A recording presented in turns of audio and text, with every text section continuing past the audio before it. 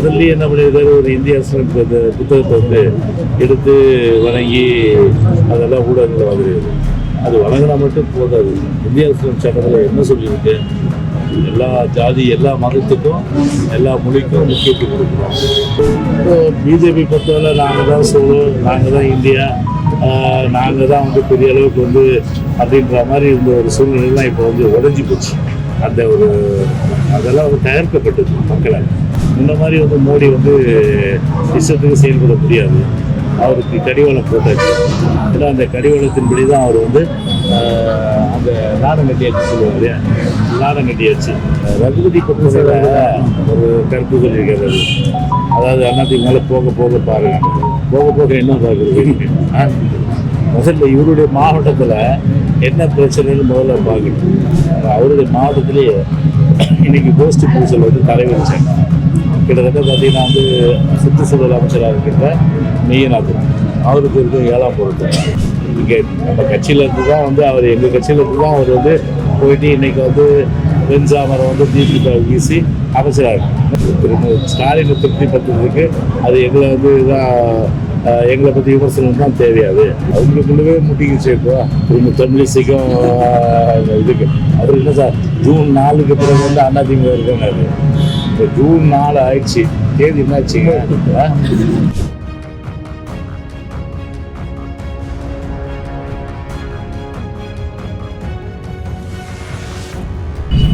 மக்களை பொறுத்தவரை இப்போ ஒரு பாடத்தை பிஜேபிக்கு கற்றுக் கொடுத்துருக்காங்க.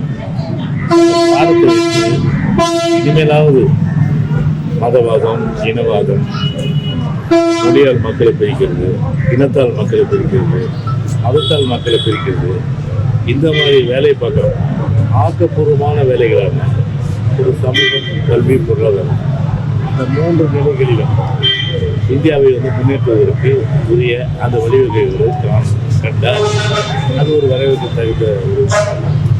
ரெண்டாவது, முதல்லயே என்ன பண்ணியிருக்காரு, ஒரு இந்திய அரசியல் புத்தகத்தை வந்து எடுத்து வழங்கி அதெல்லாம் ஊடகங்கள் வந்துருக்கு.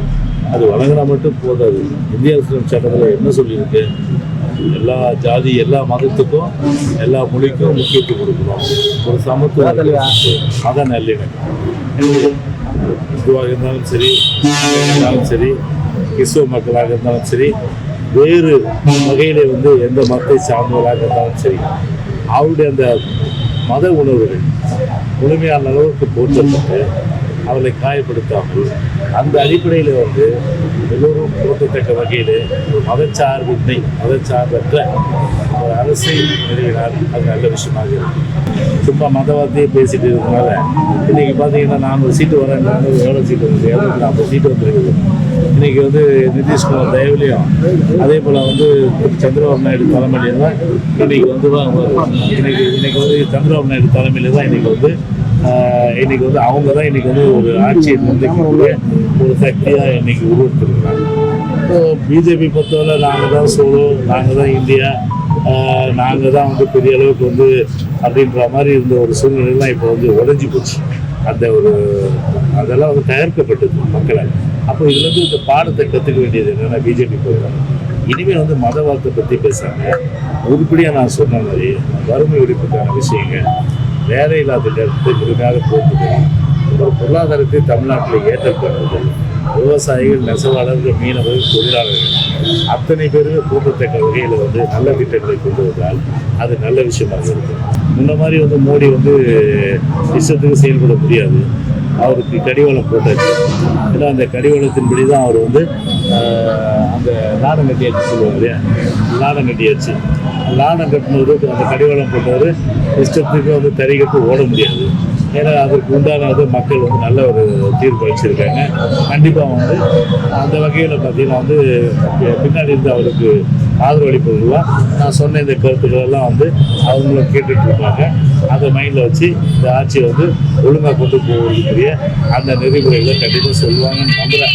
ரகுபதி பொறுத்தவரை ஒரு கருத்து சொல்லியிருக்காரு, அதாவது அதிமுக மேலே போக போக பாருங்க, போக போக என்ன பார்க்குறது. முதல்ல இவருடைய மாவட்டத்தில் என்ன பிரச்சனைன்னு முதல்ல பார்க்கணும். அவருடைய மாவட்டத்திலேயே இன்னைக்கு கோஷ்டி பூசல் வந்து தலைவரிச்சாங்க. கிட்டத்தட்ட பார்த்தீங்கன்னா வந்து சுற்றுச்சூழல் அமைச்சராக இருக்கின்ற மெய்யநாதன் அவருக்கு இருக்க 7ஆம் பொறுப்பு. அப்படி வந்து இன்னைக்கு கல்வெட்டில் பார்த்தீங்கன்னா என் பேர் இல்லை உன் பேரில் சொல்லி அங்கே அடிச்சுட்டு இருக்கோம். அதில் உள்ளூர்லேயே ஓணம் பிடிக்காதவர் இது எங்கள் கட்சியை பற்றி இன்னைக்கு பார்த்தீங்கன்னா குறை சொல்கிறாங்க. எங்கள் கட்சி இங்கே நம்ம கட்சியில் இருந்து தான் வந்து அவர் எங்கள் கட்சியில் இருந்து தான் அவர் வந்து போயிட்டு இன்னைக்கு வந்து வெண்சாமரம் வந்து திமுக வீசி அமைச்சர் ஆன. ஆனால் அந்த உண்மை வீட்டுக்கு ரெண்டகம் செய்யாத அளவுக்கு வாயாவது முடியிருக்குல்ல, அது திரும்ப ஸ்டாலினை திருப்திப்படுத்துறதுக்கு அது எங்களை வந்து தான் எங்களை பற்றி விமர்சனம் தான் தேவையாது. ஆனால் அது போல் விமர்சனம்லாம் கண்டிப்பாக கூடாது. அவருடைய அந்த ஒரு கருத்து என்பது நிச்சயமாக வந்து இன்றைக்கி பார்த்தீங்கன்னா இன்றைக்கி அந்த எடப்பாடி தலைமை இன்றைக்கி வந்து கட்சியை பற்றி சிறப்பான முறையில் வழி நடத்தப்படுது. எந்த பிரச்சனையும் இல்லை. எனவே இவர் வந்து பார்த்தீங்கன்னா இப்போ மாவட்டத்தில் இருக்கிற பிரச்சனை, இவர் எலெக்ஷன் அப்போ வந்து பார்த்தீங்கன்னா இன்னும் வந்து 2 வருஷம் இருக்குது. அப்போ அந்த கட்சியில் எப்படின்னா 2026 வந்து வெற்றி பெற போகிறதில்ல. திமுக பொறுத்தவரை இல்லையா, நாங்கள் தான் வெற்றி பெறுவோம். மக்களை பொறுத்தவரை என்ன இன்னைக்கு நேற்று பூஜா சொன்னது போல் இன்னைக்கு ஒரு பிரச்சார பலம் மற்றும் வேறு விதமான அளவுக்கு ஒரு நிர்வாகத்தெல்லாம் முடுக்கி விட்டு அதே போல் வந்து அதிகார பலம், பண பலம், படை பலம் எல்லாத்தையும் வச்சு ஜெயிச்சிட்டாங்க. அது ஒரு பக்கம் இருக்கும். ஆனால் 2026 கண்டிப்பாக அந்த all days are not Sundays சொல்லுவாங்க. All days are not Sundays, அதாவது அமாவாசை சோறு என்றைக்குமே கிடைக்காது. 2026 கண்டிப்பாக திமுக கிடைக்க போகிறது கிடையாது. அதனால் அன்னைக்கு 2026 பிறகு திமுக இருக்குதான்னு மட்டும் பார்த்துருக்கேன். இப்போ 2026 ஆட்சியை பிடிக்கணும் பாஜக தலைவர் அண்ணாமலை சொல்லியிருக்காரு. அதை பற்றி நாங்கள் இப்போ அவங்களுக்குள்ளவே முட்டிக்கிச்சு. இப்போ திரும்ப தமிழிசைக்கும் இதுக்கு அவர் என்ன சார் ஜூன் 4க்கு பிறகு வந்து அதிமுக இருக்காரு. இப்போ ஜூன் 4 ஆயிடுச்சு, தேதி என்னாச்சுங்க? வலிமையாக தான் இருக்குது பாருங்கள். எழுச்சியோட எல்லாம் இருக்காங்க. நம்ம மாவட்ட செயலர் ரமணா இருக்காரு. அதே போல் நம்ம சந்திரன் எல்லாம் நம்ம எம்எல்ஏ ரவி எல்லாம் ஓட்டுமே பார்த்தா எழுச்சியோடு இன்றைக்கி பார்த்தா இருக்கும். இன்றைக்கி சரி எங்கள் இயக்கத்தை சரி இன்னும் 1000 ஆண்டுகளில் அதுக்கு மேலே கூட சரி தலைக்கும் வளரும் போவாங்க.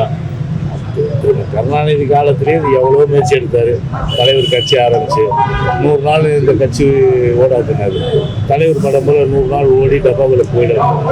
இன்னைக்கு இன்னும் எத்தனை வருஷம் ஆகுது? 52 வருஷம் ஆகுது. இன்னைக்கு அந்த அளவுக்கு இன்னைக்கு வந்து கட்சி வலிமையோடு எழுச்சியோடு இருக்கு. இதுபோன்ற செய்திகளை மேலும் தெரிந்து கொள்ள எங்களது யூடியூப், ஃபேஸ்புக் மற்றும் ட்விட்டர் ஆப்களை சப்ஸ்கிரைப் செய்யவும்.